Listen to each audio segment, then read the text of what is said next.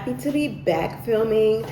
This is 2026, and I just wanted to film like way more consistently, so I'm happy to be doing that again. Oh, hi, welcome to my channel. My name is Bray-Lynn, CEO, HBCU Campus Baddies. Speaking of which, I always have to start off the video showing y'all what we have in stock. This is the HBCU only hoodie. This is the back of the hoodie. Very good material, very thick hoodie, soft in the inside. Absolutely love her.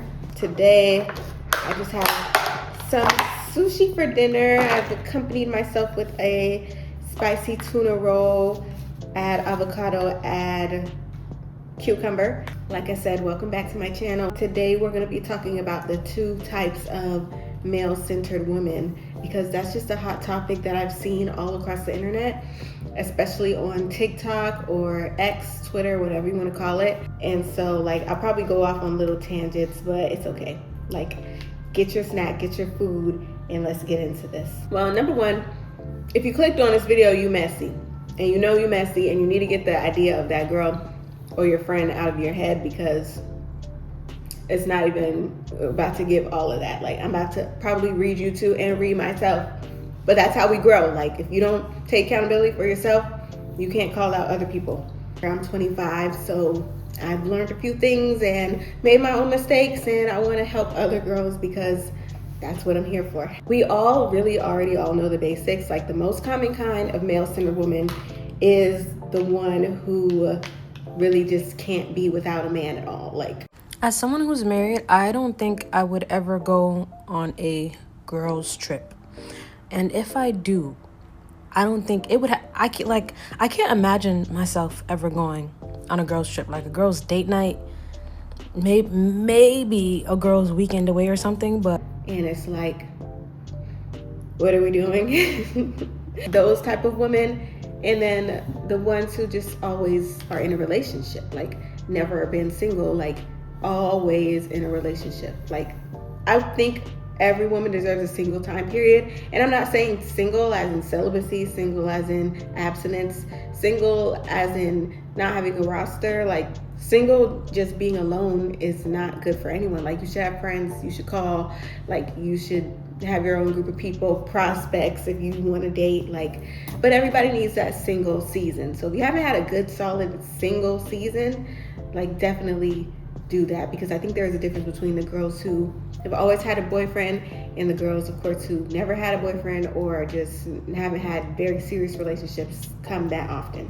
When it comes to the woman from the girls trip video, it's for one, being married, I would hope that you would want to go out and experience different things, get a break from your spouse. And maybe they haven't been married that long, but that's just something I would always want to do. And your husband should be encouraging that. Even your boyfriend should be encouraging you to spend time with your friends. It's a red flag if he's not. That lady is not alone in her thinking. There are other women who feel that way because probably they haven't had great experiences with girls in their life or friendships in their life to where they feel like they're even missing out on anything. And that sucks. I can say some of the most freeing times, one, you should feel able to be yourself around your boyfriend or your husband or the guy you're talking to, but you're never going to feel as free as you should feel around your girlfriends. That is different. The goofiness, the amount of way you don't have to care how you look, that is how free you should feel with your girlfriends. And that's something that maybe she doesn't have or hasn't had in her life until she doesn't miss that. But I would miss that feeling if I got married and then I didn't prioritize friendships. That's what I would miss the most. Y'all gonna see me struggle with these chopsticks throughout this. So it is what it is. Another one of the most common kind is the college girls who go to college just to get their MRS degree. And this is actually a real thing.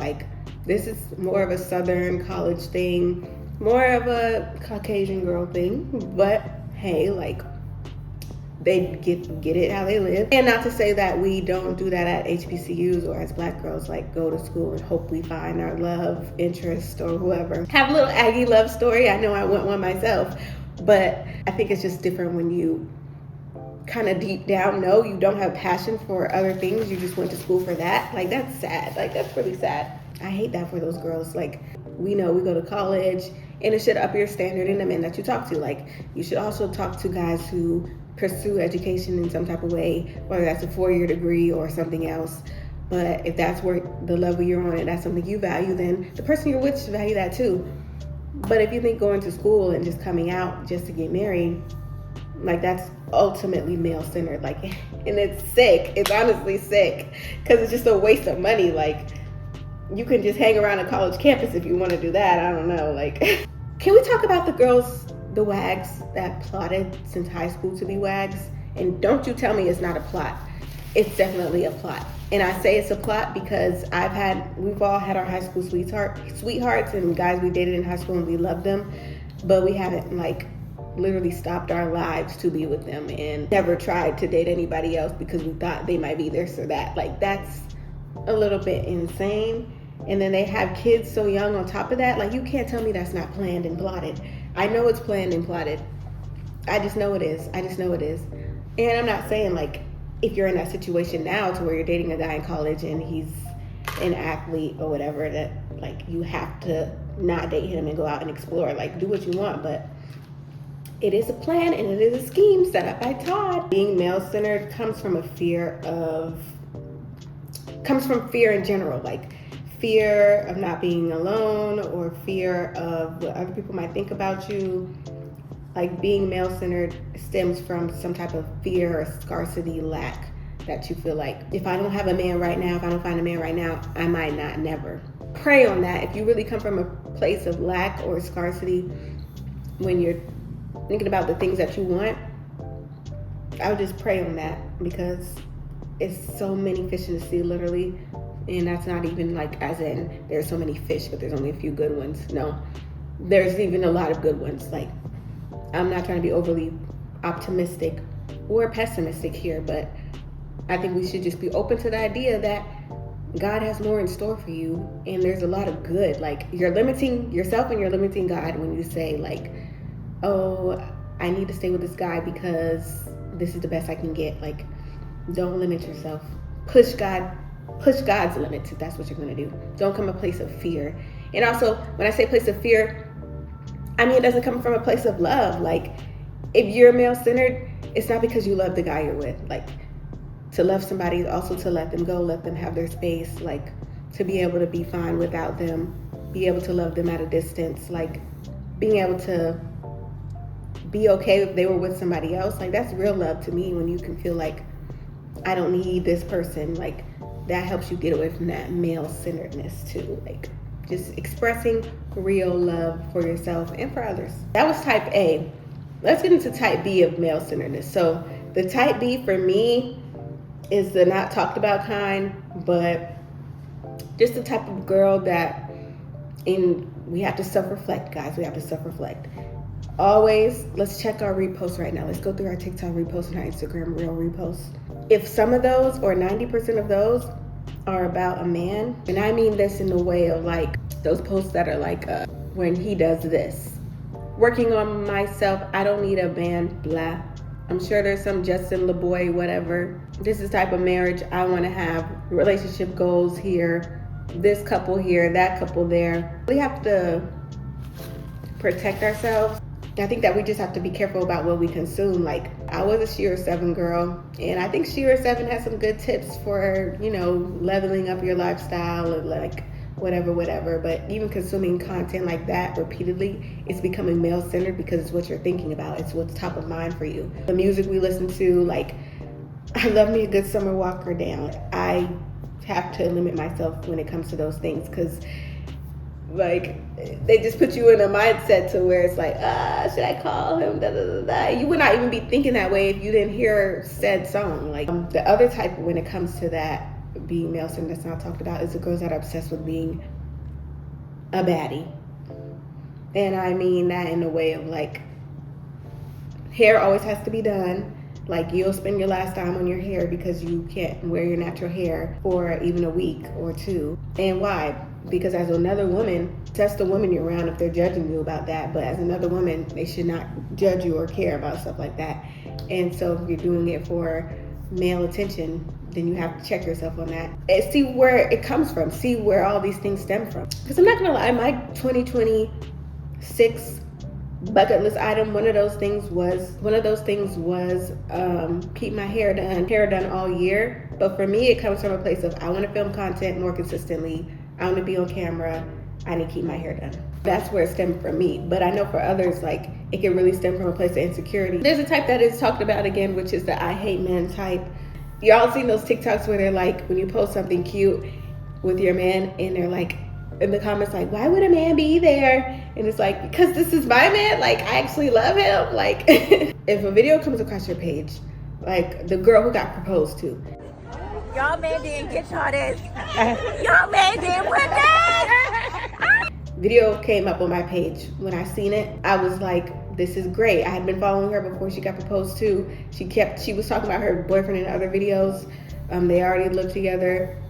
I was like, cool. When she said whatever she said about y'all man ain't put her name in the sky with drones or whatever she said, I was laughing because yeah, that's so cute, like funny, like, yeah, like you can brag on that because you can brag. Like, you are allowed to brag, you know that, right? Like, don't let the internet fool you. Like, you are allowed to brag about your blessings.